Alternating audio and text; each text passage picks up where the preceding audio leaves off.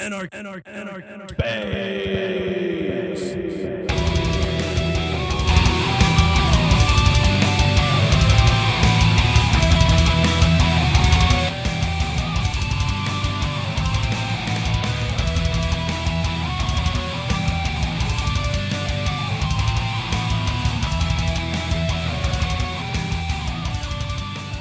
I asked Eric then, so someone will finally fucking talk sci-fi with me.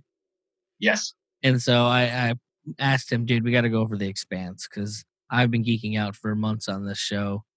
Gary over at Nerdrotic turned me onto it, as he probably has turned hundreds or thousands of other people onto it. Right. Because I would have assumed it was crap because it was initially a sci-fi show, and those are all crap.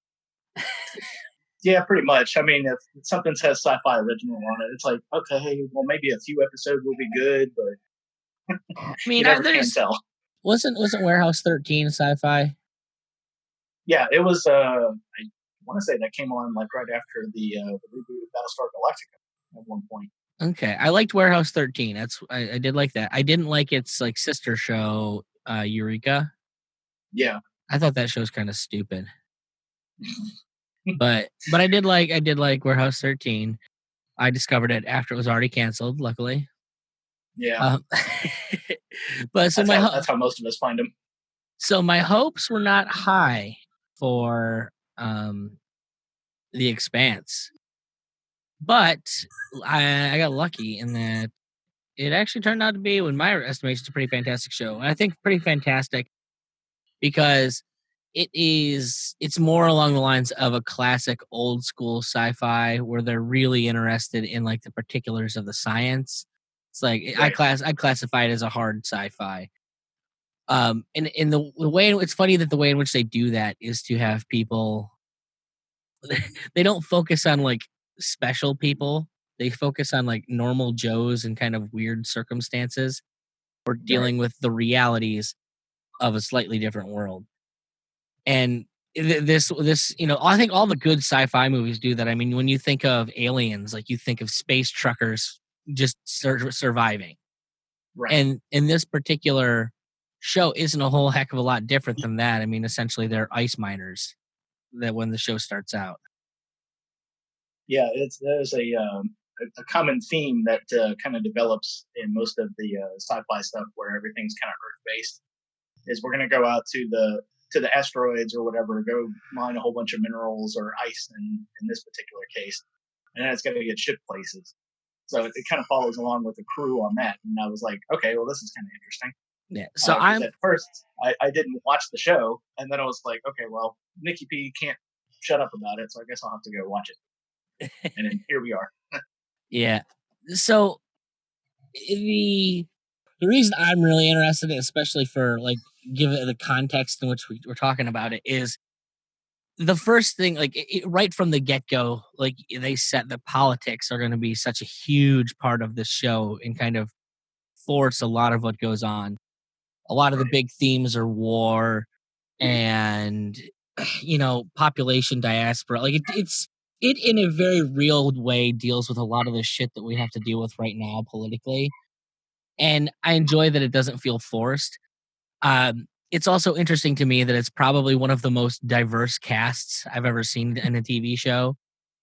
But it never a little bit of everybody in there, doesn't it? Yeah, but it doesn't ever feel like they're forcing it on it. It just, oh, hey, we happen to choose a bunch of diverse actors, not like, let's fill the quota, So right.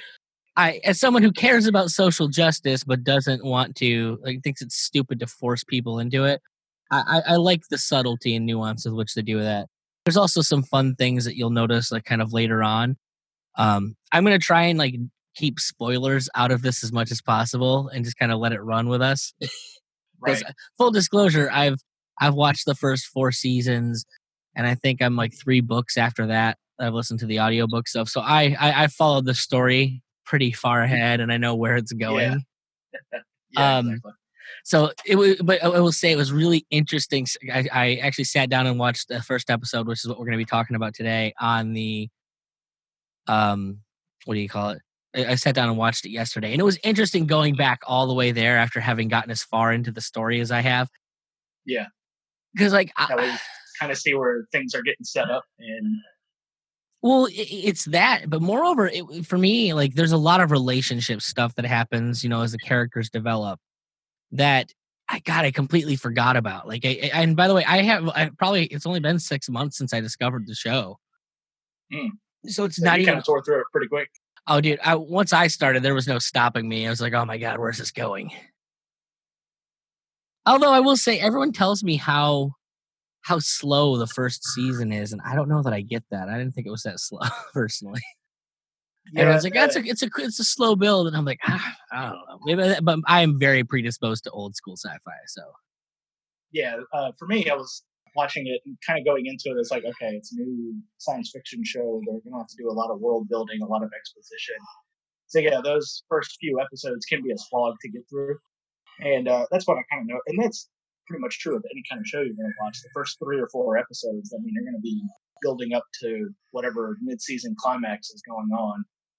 But yeah, for this one, it was I think about episode 5 when things started to come together. It was like, okay, no, I think we're done telling the backstory. well, Let's get into to story A and let's run with it. I'm gonna be honest. I don't know if they're ever really done telling backstory, because they've done really good to season by season kind of bring out elements from the past, Oh, and okay.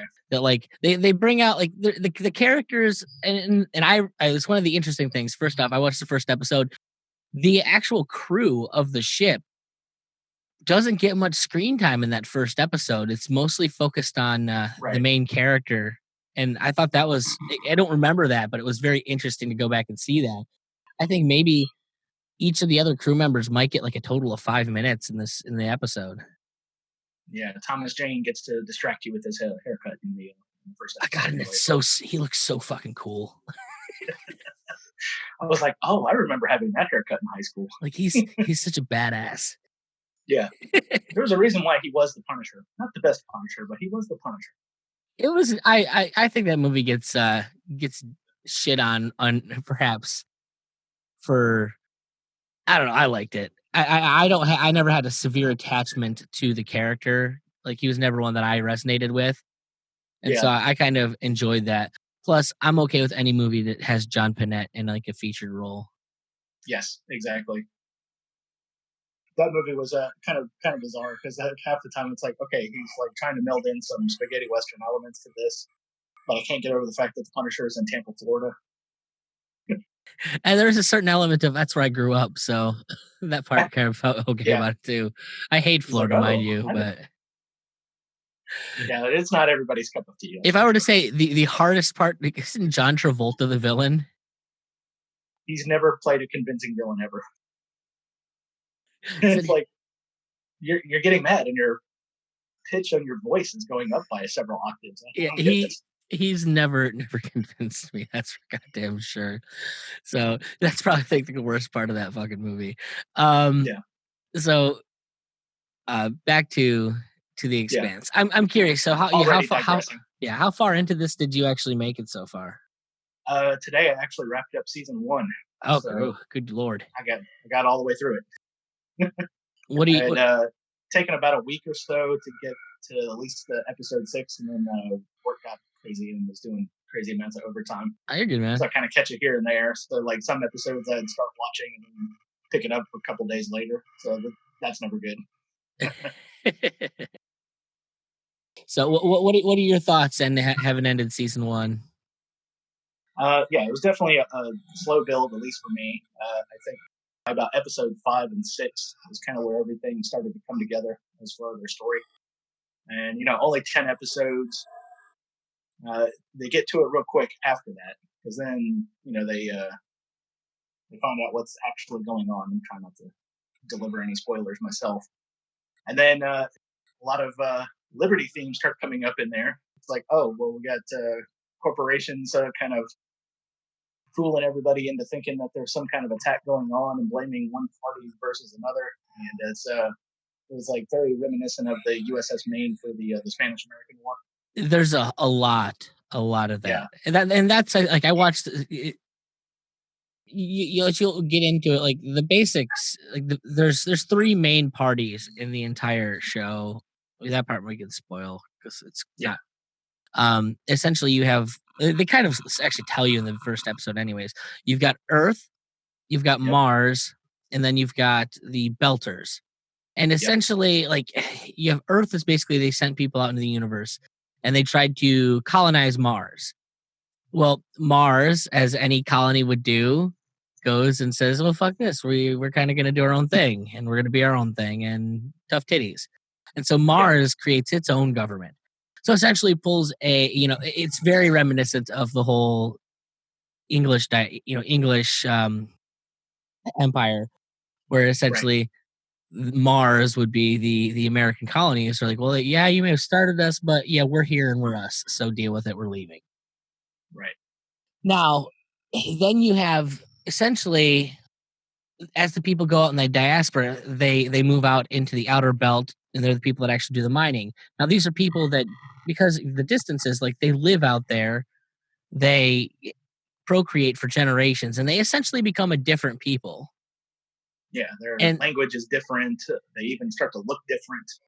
well, and you see in this first, especially in the first episode, like their connection to Earth is completely gone. You can see in the way that the I can't remember what her name is. The leader of the UN essentially is torturing one of the Belters, and all she's got two hooks hanging on a wall, and just Right. has it and has arms draped over it, Yeah. and she just They're has just him letting hang. gravity do the work. Yeah. Yeah, she doesn't have to do shit because, like, essentially, without gravity, human beings grow taller, and everything stretches out on them. Their spines kind of change and whatnot, Right. and so all she like their lungs and their bloodstream doesn't work as well in the actual gravity anymore because it hasn't had to do it ever. And so it was interesting to see like, oh, like they don't have to do much in this. Like there's a serious home court advantage in this situation. Now we gather all that from what is a torture scene by the head of the UN. Yeah. Yeah. Played by Shori Agudashlu, um, who sounds like she has smoked a pack of cigarettes every day since the age of 9. God, how hot is her voice, by the way? Yes, exactly. Oh my god, I wish all women could talk like that. Yeah, I get turned on by the Kathleen Turner voice myself. So it's No, well, it's funny is because like she's like I think she's playing a character significantly older than she is based on what I saw as I've watched a couple of that or a couple like Comic Con events I think that they've done, and she yeah. looked significantly younger in person. So I think she might just be playing older, or she's had a bunch of work done. Well, she is Persian, and that's like the home of all of the good plastic surgery now is in Iran. Really, I was unaware of that. I know Yeah. like I kind of always just assumed she was Indian, but I can't tell one from another. Like honestly, and it's terrible because I see so many Arab and Indian people in my day job.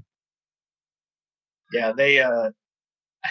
I guess in some respects, she is playing an Indian in this show. Like her last name is Abbasarala. Okay, I think I'm pronouncing that correctly. Yeah, but she herself is Persian. I mean, she escaped from Iran in the early '80s. that's So actually really interesting. Um, yeah. well, it's kind of funny. Like I don't know that they actually ever get into this in the actual show, so I'll say they're part of the way the actual story is on Earth in the series, and they never I don't think touch on this. And it explains. Have you ever in the first season? Did you get a sense that Alex has a bit of a Texas accent? Yeah, a little bit.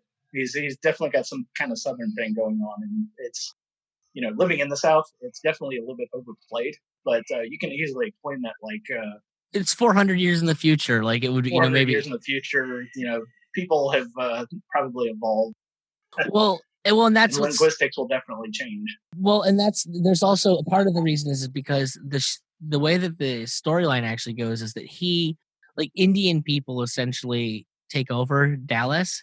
I think is what it is. Yeah, And so the whole Texas thing gets fused with Indian culture. And so you'll notice that like a lot of Indian people as they're portrayed in the show actually are like they're like this weird Indian Texas hodgepodge. yeah, Because it is kind of interesting to see. Well, it's because it's one of the things that I think that they play with really well in the show. And once again, why it's hard sci-fi is that like they get into like these little ideas, like so hundreds of years in the future, and humanity's made our way into the stars. How are the intermingling of people? How's that going to work?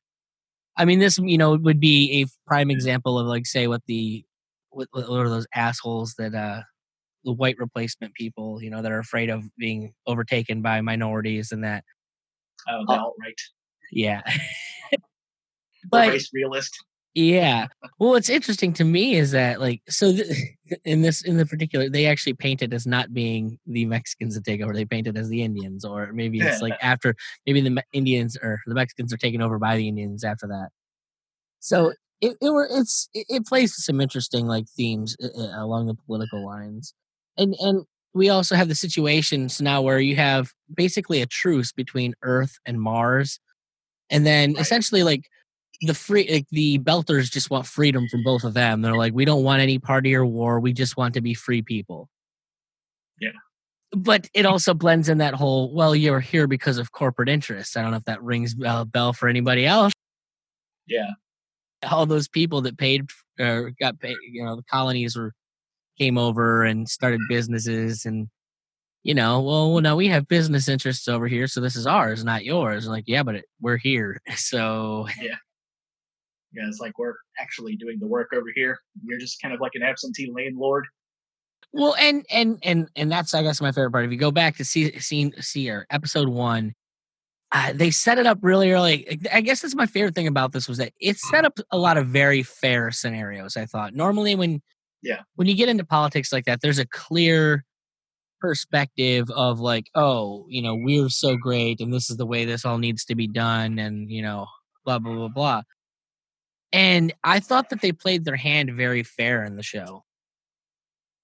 Yeah. It was you can kind of see where logically this would kind of happen if you needed deep space mining operations. You would have some kind of colony built on, and in this case, it's a dwarf planet series, and you're gonna have to have one of those little outposts set up, and then eventually that's just gonna get people there because that's where the money is gonna be at. Everyone's gonna be looking for that hot space job, and Hold on. and hundreds of years later, then things are just kind of build up into its own little city. So yeah, I mean it is. I think it's very realistic in that, and the politics never really push a one way or the other sort of system, and that's I really appreciated that. Like I think like they normally in one of these shows, if it were made with like what I would expect to happen is that they would kind of paint the UN as being Starfleet prior to where we're at now and make it, this Right. benevolent government and all governments are the greatest things ever, that kind of deal. No, they definitely showed the Earth being run by the UN is maybe not the nicest place ever. Yeah. At least as far as political intrigue and everything else goes. Well, and that's exactly it definitely illustrates the way that control and power, the way that they, even with the best of intentions, corrupt.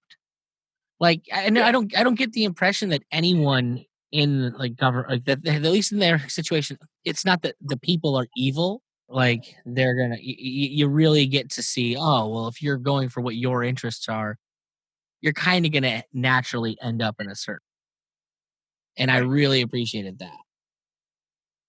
Yeah, but they didn't really go too in depth on the first episode. They just kind of present it as is, and then Yeah, it's like yeah, here's the three parties. This is what's about to happen. yeah, Just kind of setting the stage for everything else. um, yeah. Most of the first episode is just them on on a mining ship, and then essentially the plot is that they get a distress signal, and so they're sitting there. They're in a company, and they have the most like mundane company discussion ever as a worker. It's like, well, do we tell? They have the do we tell the boss about this or no? Right. We had a workplace accident essentially, and who do we tell about this? If we Yeah. ignore it, chances are it's gonna not hurt anybody, or people that are already hurt are just gonna continue to be hurt, kind of thing. Yeah. You know This is what a we? little bit of a wink and a nod. It was like, well, we're not going to file the report. Yeah. Yeah. Well, because it amounts to like they lose their bonus, shit like that, like, which is a very real kind of question. It's like, do we stop production and lose out on like the one little bit of a way that we get ahead or not? Right. And so they opt to, go and they have to ignore it. But one person can't ignore it, and that happens to be Holt, our our esteemed hero, as it would be, Yeah. who literally moments before just got handed the supervisory job that he didn't want because the former guy went insane, and he's just been there long enough. They can't let him keep shirking their responsibility, essentially. Yeah. It's like, well, you've been on all these other ships and you've demonstrated the fact that you have some kind of leadership capability, and this guy just went nuts and started shooting holes in the screens and everything else. I think in one of the last episodes I was watching, there was talking about him like petting his little porcelain dolls or whatever, and like talking to them as a sign that he was about to go nuts. So I was like, yeah, that's a big flag. Well, yeah, and when they get down there, he's like got the dirt. Like he's just standing in dirt with a little plant in it, just kind of like talking to himself. Right. And that's another one of those like subtle things that I like. It's just, how would something as simple as just not being able to even see plant life? How does that affect you? I'm someone who spends a lot of time sitting in front of a computer screen, kind of just indoors. But the idea Yeah. of never seeing that stuff really just it sounds awful. Like it really does.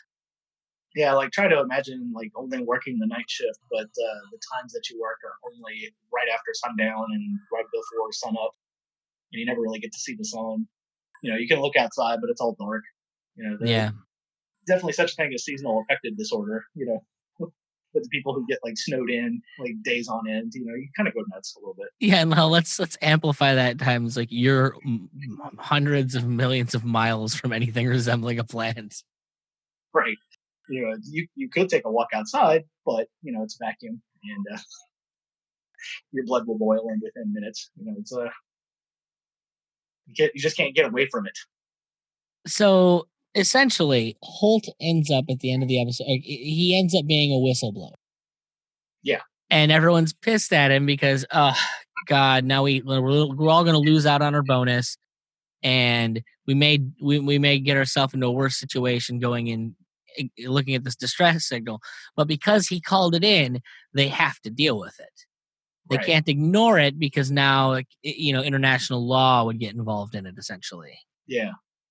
And that one thing that they brought up is like, yeah, it's probably pirates. They do this all the time.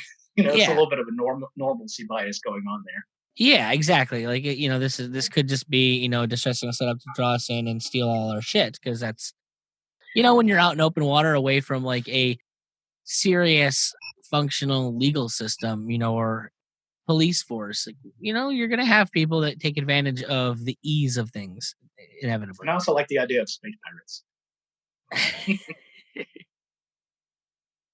Well, what is a space pirate exactly? I think the idea of it's funny because it's like all of a sudden we're back to the 1700s, we're living Yeah. life kind of like like that just because.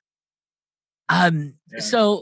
So they, they're all pissed off. He lets one person, Naomi Nagata, know that he's the one who did it, and she's like, I'd keep that to yourself if I were you, because she You're knows about to get everyone's your gonna ass beat. yeah, everyone's gonna be pissed at him. She's clearly a little pissed at him, and you don't want to piss off somebody who's fine as Naomi Nagata. I'm just saying, Yeah.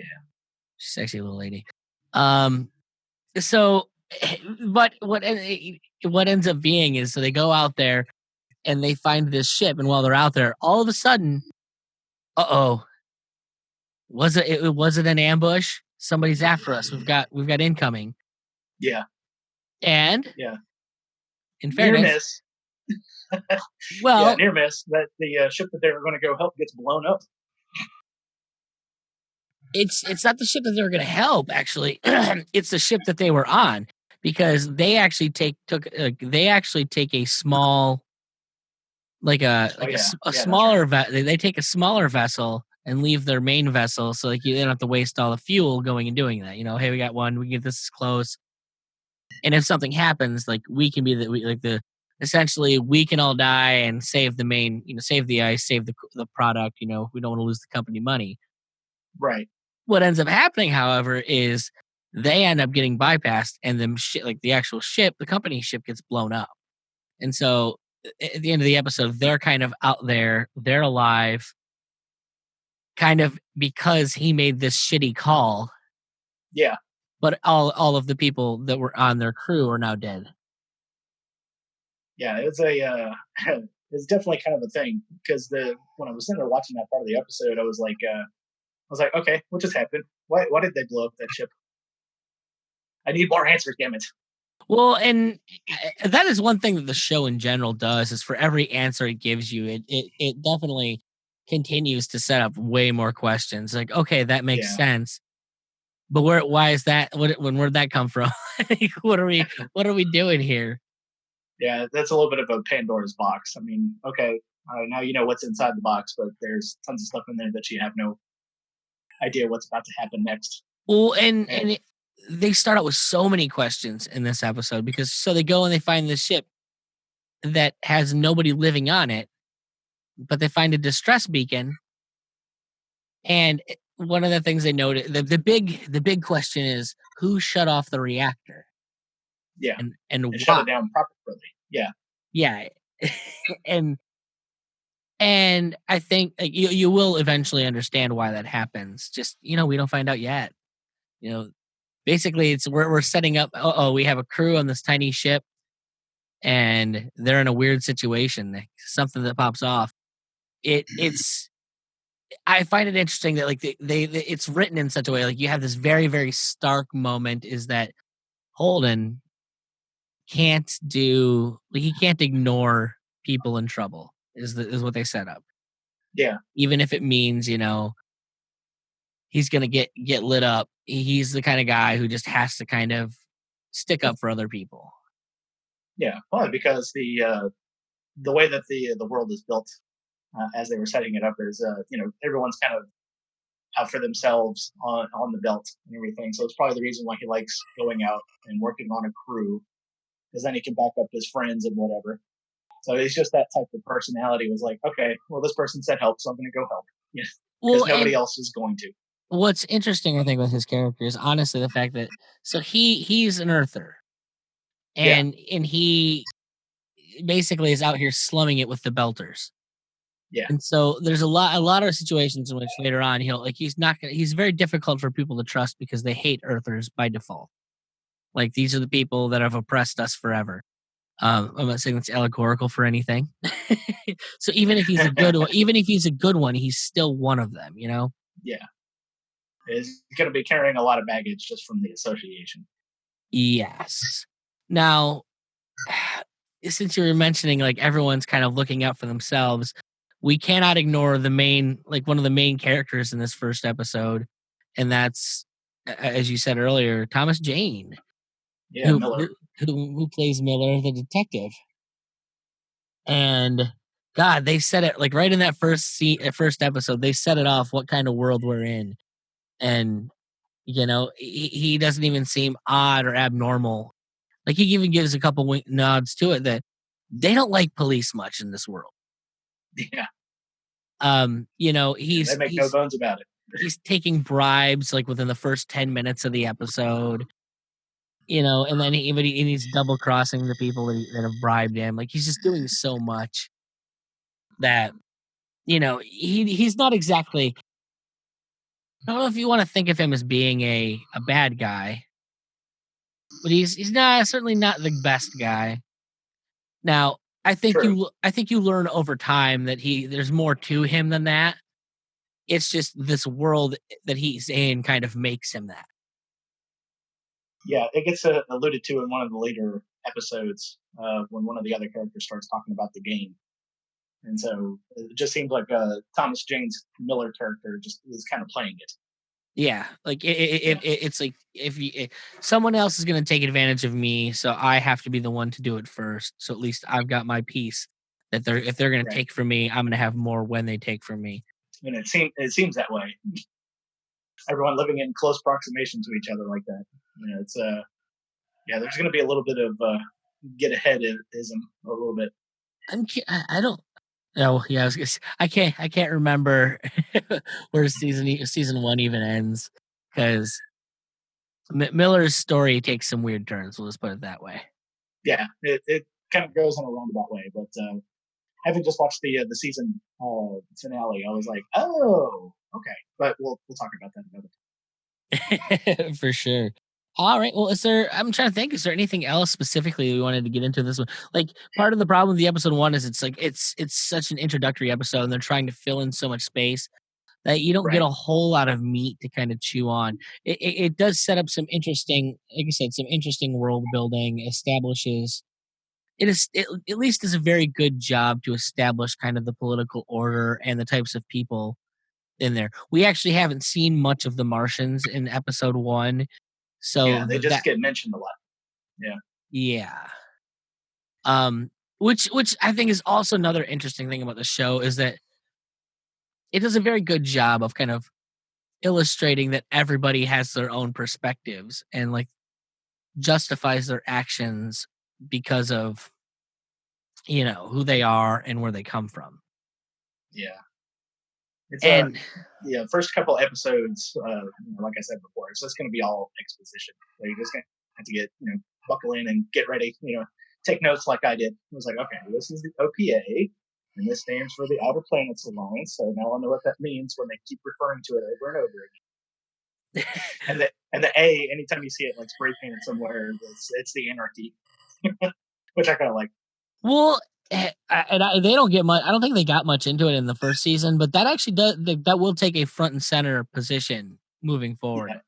I can tell you that much. So obviously, the ways in which they kind of portray that were very interesting to me, and like I said, a lot more fair than I think people would normally give credit for. Like I said, it's very difficult to tell what kind of political angle the showrunner is coming from in this.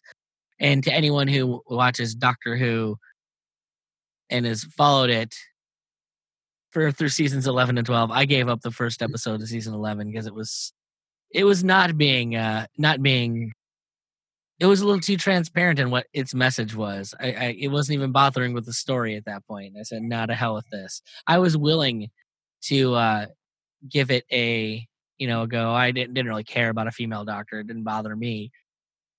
Now, They're just going to beat you over the head with it. well, it wasn't even that. Like I could have dealt with that. Like Jodie's Yeah. pretty attractive. I can stand to look at her for a while.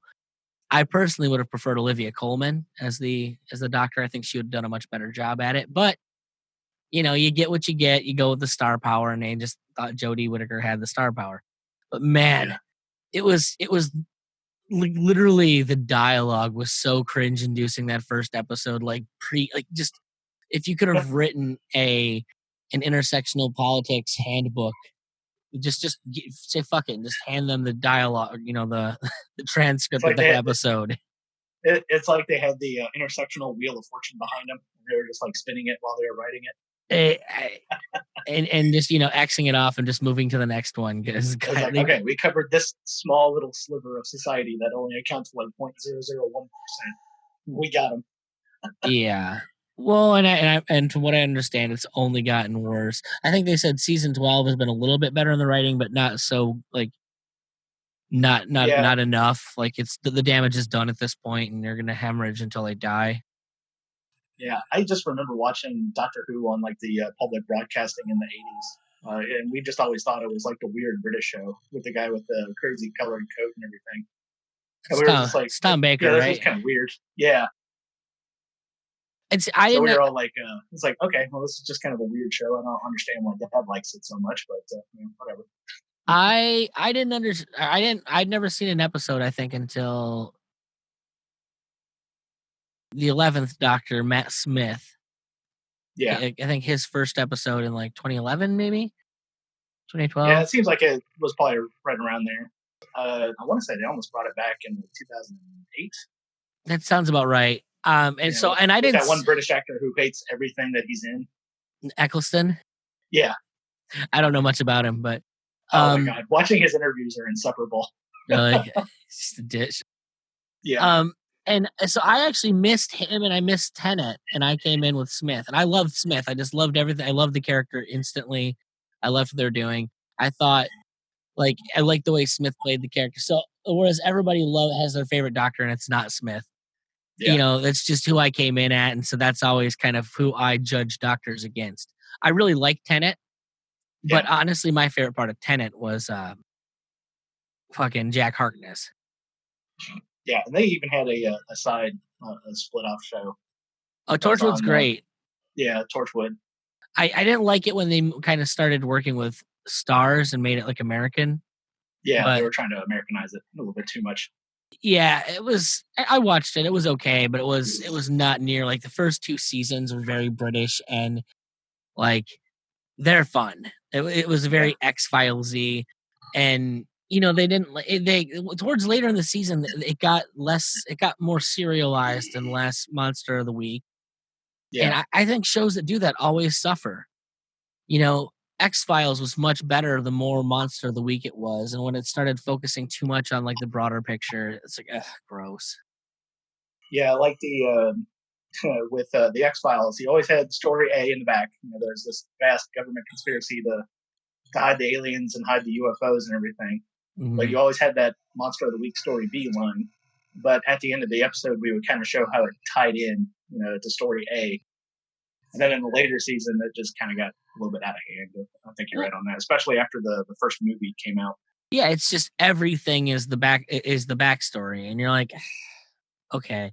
Another great show that I think fell prey to that was Fringe. I Yeah, think I the liked X Files replacement.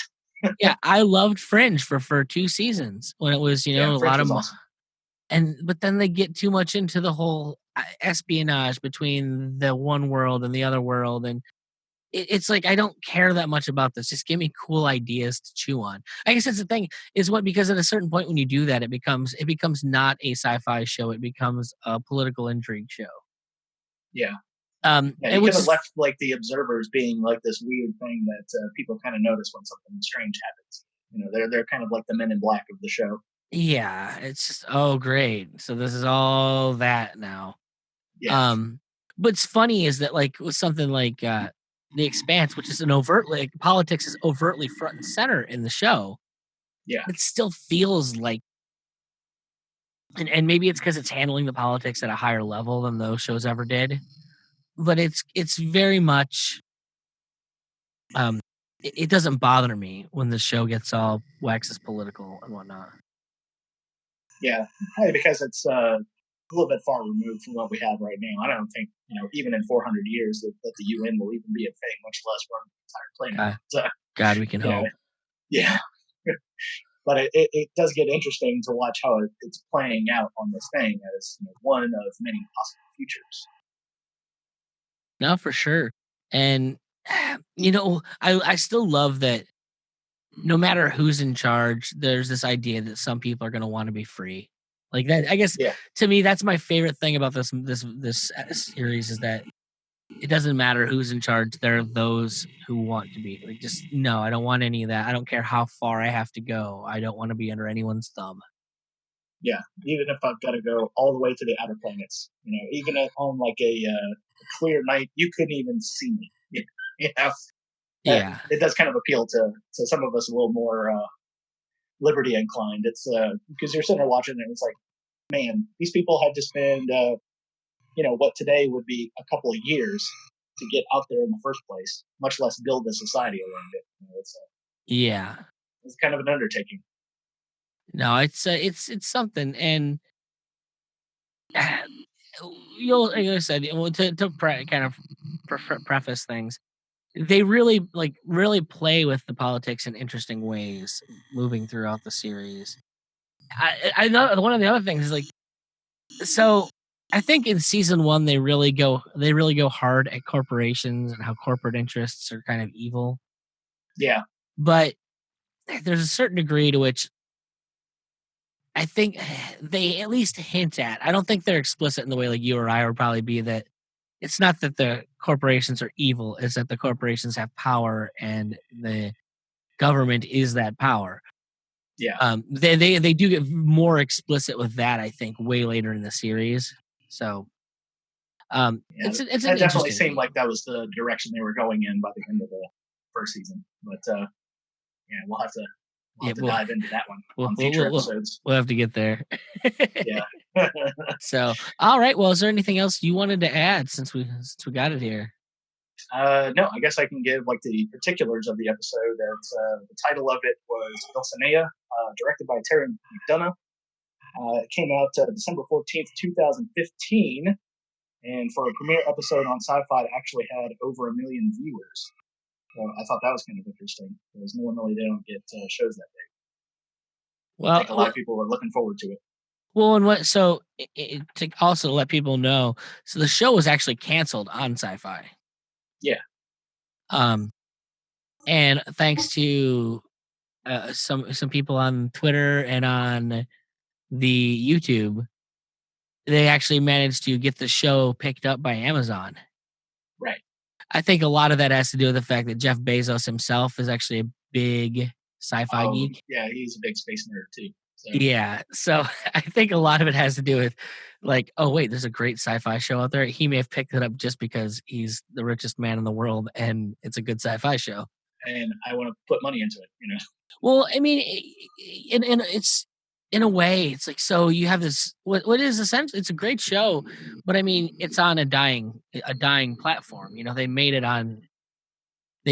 on a system where everybody is moving away from. So even in the best Yeah. of situation, like, had this come out probably 10 or 15 years beforehand, like it Yeah. might have had a shot to do some serious numbers because people still watch TV, but nobody watches Yeah. TV anymore. At that So, point, we all been going Firefly. What? uh, I don't know. No, I don't know about all that, but Yeah. God, Firefly's so good. And my favorite meme to give out is the might have been the losing side. Not sure it was the wrong one. Yeah. Exactly. I will comment that Brown on. coat Creed. Yeah, I will not. I'll throw that on everything forever. Yeah, I aim to misbehave. It was another one of my favorite now quotes. I know the worst part is like even if they chose to bring that show back for whatever reason now, Yeah. I Oh, wouldn't be. it would be. It's just SJW'd up the wazoo. I wouldn't even want it, Yeah. especially like with Joss. Like, Yeah. like I still don't know how they've managed to keep Rick and Morty as pure as they have, given fucking Matt or Dan Harmon's particular interests. Dan Harmon is kind of an odd duck in that whole thing because his character Rick, probably a little bit closer to what libertarians would think is a libertarian, and then in his when he had his podcast Harmontown, he would just get off on the whole lefty progressive stuff to the nth degree, and you're like, are you even paying attention to what you're writing? Well, yeah, they have him right. Well, but then again, he doesn't. Rick isn't written as being a good person either. No, he's kind of a scumbag. Yeah, they have him written to be a scumbag, and maybe that's kind of the way in which he handles it. Yeah. Um, It's kind of like the Ron Swanson character on Parks and Rec. In the first season, he's upset that he got shot in the back of the head with a shotgun because the guy didn't have a hunting license. And I'm like, a libertarian would say, all right, well, great that you don't have a hunting license, still you shot me in the back of the yeah. head. Well, I mean, I could go on forever about the Ron Swansons and how they. Well, I'm excited to have a libertarian character in the show. They really don't understand what a libertarian is. Like the fact that they have him kind of like he's really into generals is one of the things they make out. Like he's really Yeah. into military generals. And you're like, I don't know that any real libertarian would be really into that. I mean, Well, if the internet has taught us one thing, there's no real libertarians there is that. So I guess we have that. Maybe ever. that's Yep. his one deviation is that he likes war for the sake of cool guys to worship. Yeah, sure. He's got that poster of Georgia's Patton. Why not? Yeah. That part always just struck me as weird. I'm like, "Ah, this is what people think we are. We're just like people that love companies and the military or something." Like Yeah. it's really not it. Yeah, I think the episode where the one former Parks and Rec director was smoking a doob and he threw up his hands and he got mad. I was like, no, No, we'd have Yeah. been like, oh wow, but you were doing that on the job. That's kind of weird. I mean, if you got away with it, you got away with Yeah, sure. Not like anybody noticed. it. Park still opened on time, I guess. So, all right. Well, we have diverted quite Oh yeah, away from what we're talking about. So that was our take on season 1 of episode 1 of The Expanse, folks. yeah. We'll Can't wait to be do about episode 2. we'll be we will be putting these out, I believe, weekly. Would be the idea theoretically. Yeah. And I think what do we say we're going to be alternating them between your feed and my feed? Or Yeah, do you we can do want, that if you want. or do you want to put them behind a paywall? I think more people will hear them if we put them out in the feeds for sure. You know what? I will just release this as a episode for next week. All right, bud. Well, I think that's about it for today. Yeah, I think we chased down a whole bunch of rabbit holes not related to the Expanse. So our episode on the Expanse was expansive.